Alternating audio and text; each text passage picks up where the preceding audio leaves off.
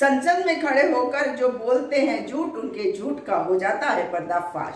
आज भाई ये कानून मंत्री है देश के, नाम किरण रिजिजू, झूठ के अलावा कुछ बोल नहीं पाते, इसलिए कर दी इन्होंने झूठों की बरसात। मगर जब जवाब दिया कांग्रेस के सांसद गौरव गोगोई जी ने, तो सुन लीजिए कि क्या हुआ। इन्होंने कहा कि यूपीए की सरकार ने जमीन को वक्फ को दे दी थी। तो मैं आपको बता दूं कि सच्चर कमेटी की जो रिपोर्ट है उसमें कहा गया है कि सरकार जो है वो वक्फ की कई जमीनों को कब्जा किए बैठी है। हाँ, सच्चर कमेटी की रिपोर्ट को ये मानते भले ही वो ना हो, लेकिन आजकल कह रहे हैं कि सच्चर कमेटी की रिपोर्ट में लिखा है कि 12,000 करोड़ रुपए वक्फ को कमा कर देने चाहिए। भैया ऐसा था तो वो जो भाग गए ना छोड़कर देश, विजय माल्या और नीरव मोदी और मेहुल चौकसी और ना जाने कौन कौन, और वो सारे जिनको आप दे रहे हैं ठेके सारे, उनसे पूछो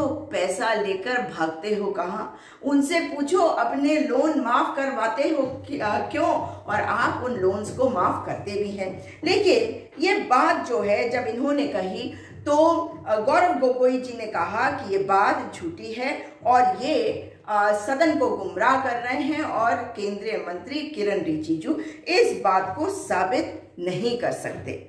मगर फिर उन्होंने कहा कि वक्फ ट्राइब्यूनल के जो फैसले होते हैं वो ऐसे होते हैं कि उनके खिलाफ हाई कोर्ट में नहीं जाया जा सकता, ये किरण रिजिजू देश के कानून मंत्री ने कहा। तो गौरव गोगोई जी ने इस बात का जवाब दिया और बताया कि कितनी भ्रामक इनकी बातें हैं, और पेरेंट एक्ट में सेक्शन 83 में हाई कोर्ट जाने का अधिकार दिया गया है। और एक और बड़ी बात, बार बार कहते हैं महिलाओं को तो अधिकार ही नहीं है वक्फ बोर्ड में होने का। अगर कोई स्टेट वक्फ बोर्ड में महिलाओं को नहीं ले रहा है तो इस पर होना चाहिए सवाल। झूठ को प्रचारित करने वाली भाजपा का आज हुआ पर्दाफाश, क्योंकि जब ये बात किरण रिजिजू ने कही तो गौरव गोगोई ने कहा कि 1995 के पेरेंट एक्ट में पहले से ही महिलाओं को शामिल करने की बात थी और 2 से अधिक महिलाएं भी सदस्य हो सकती है किसी स्टेट के वक्फ बोर्ड की।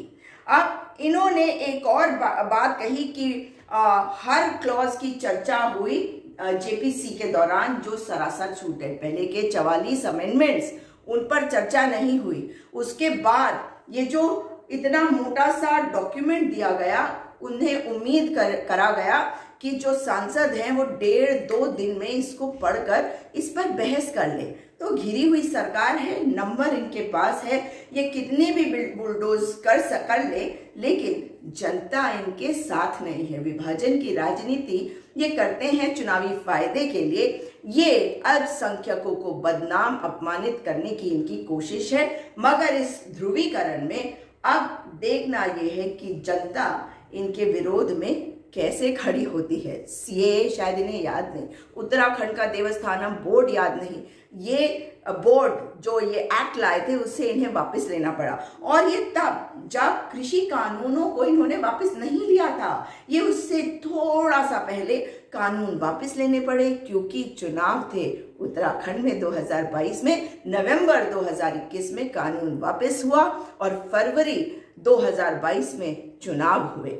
तो ये सारी बातें बताती हैं कि ये कितने झूठ बोलते हैं, मगर इनके झूठ का पर्दाफाश हो रहा है। संविधान पे ये विश्वास नहीं करते, इसलिए संविधान पर ये प्रहार करते हैं। और जो अल्पसंख्यक होते हैं उनकी देखभाल की जिम्मेदारी किसकी होती है? उनकी जो मेजॉरिटी होते हैं, यानी कि सरकार की। सरकार कहती तो है सबका साथ सबका विकास, मगर ये करते हैं विभाजन की राजनीति। ये अपने वोट बैंक को साधने के लिए, अपने वोट बैंक को वापस लाने के लिए जो छिटक रहा है इनसे, ये इस वक्त ध्रुवीकरण की बातें कर रहे हैं, ये सोचकर कि ऐसा मुद्दा लाएंगे जिस पर इनका वोट बैंक इकट्ठा हो जाता था वो वापस एक हो जाएगा।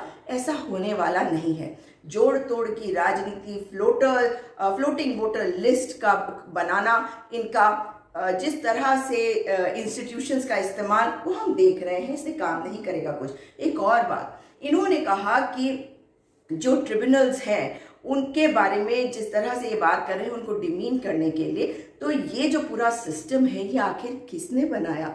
ये बनाया तो देश के कानून ने ना, ये बनाया तो कानून के तहत, और इसमें जो हमारी न्यायालय है उनकी मोहर लगी हुई है। लेकिन ये सोचते हैं जिन्होंने अंग्रेजों की मुखबरी करी थी ये बताएंगे कि देश कैसे चलेगा, पर देश का डीएनए महात्मा गांधी का है, गोडसे का नहीं।